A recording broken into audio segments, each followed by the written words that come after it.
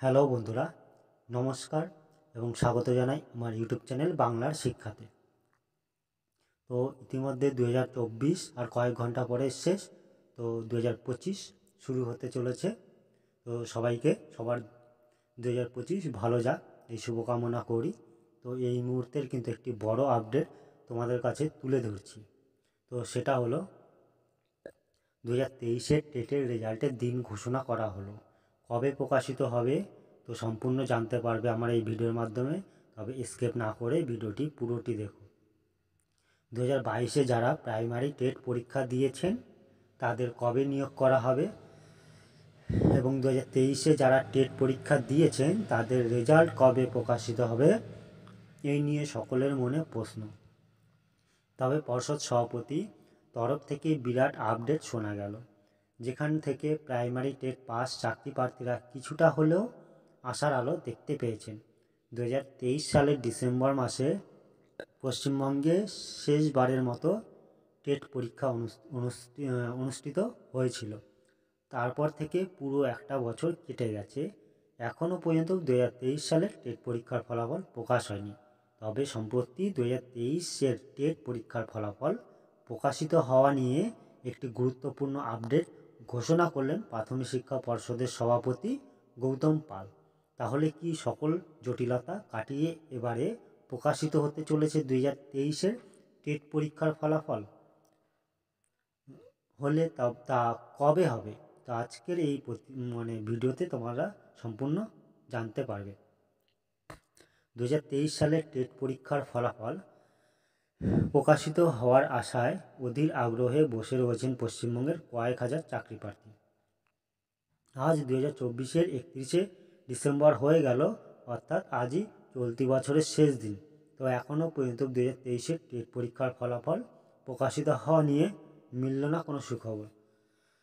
এই বিষয়টি নিয়ে প্রাথমিক শিক্ষা পর্ষদের সভাপতি গৌতম পাল বলেছেন যে 2017 ও 22 সালের টেট পরীক্ষার প্রশ্নপত্র ভুল থাকার বিষয়টি নিয়ে কিছু সংখ্যক টেট পরীক্ষার্থী আদালতে মামলা দায়ের করেছিলেন। সেই কারণে যতদিন পর্যন্ত না এই মামলার সমাধান হচ্ছে ততদিন পর্যন্ত 2023 সালের টেট পরীক্ষার ফলাফল প্রকাশিত হওয়া সম্ভব নয়। এছাড়াও আরও একটি সমস্যা হলো 2022-এ যারা টেট পাস করে রয়েছেন তাদের নিয়োগ প্রক্রিয়া সম্পূর্ণ না করে রেজাল্ট বেরোনোর সম্ভাবনা কম। কলকাতা হাইকোর্টের নির্দেশে ইতিমধ্যেই প্রশ্নপত্র ভুল হওয়া বিষয়টি খুঁটিয়ে দেখতে পশ্চিমবঙ্গের বিভিন্ন বিশ্ববিদ্যালয়ের বিভিন্ন বিষয়ে শিক্ষক মণ্ডলীদের নিয়ে একটি কমিটি গঠন করেছে পশ্চিমবঙ্গের প্রাথমিক শিক্ষা পর্ষদ। 2017 সালে আমাদের রাজ্যে যে টেট পরীক্ষা অনুষ্ঠিত হয়েছিল তার প্রশ্নপত্রে মোট 23টি প্রশ্ন ভুল ছিল। তো পরবর্তীকালে 2022 সালে যে টেট পরীক্ষা অনুষ্ঠিত হয়েছিল তার প্রশ্নপত্রে মোট 24টি প্রশ্ন ভুল ছিল, এমনটাই অভিযোগ তুলেছে 2017 ও 22 সালের টেট পরীক্ষার্থীরা।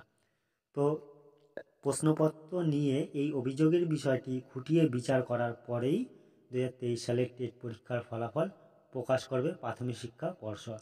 ইতিমধ্যে এই বিষয়টি নিয়ে কলকাতা হাইকোর্টের আইনি পরামর্শ গ্রহণ করেছে পর্ষদ। শুধুমাত্র যে 2017 ও 22 সালের টেট পরীক্ষার প্রশ্নপত্রে ভুল ছিল এমনটা নয়, 2023 সালের টেট পরীক্ষার প্রশ্নপত্রেও ভুল ছিল।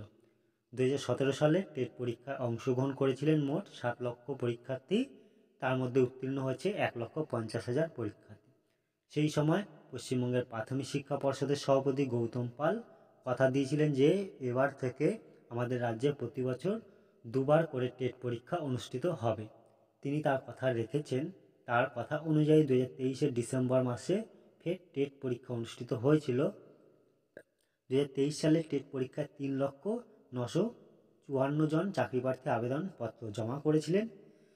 তবে পরীক্ষায় অংশগ্রহণ করেছিলেন 2,72,000 পরীক্ষার্থী। তো আজ 2024-এর 31শে ডিসেম্বর হয়ে গেল, অর্থাৎ আজই চলতি বছরের শেষ দিন।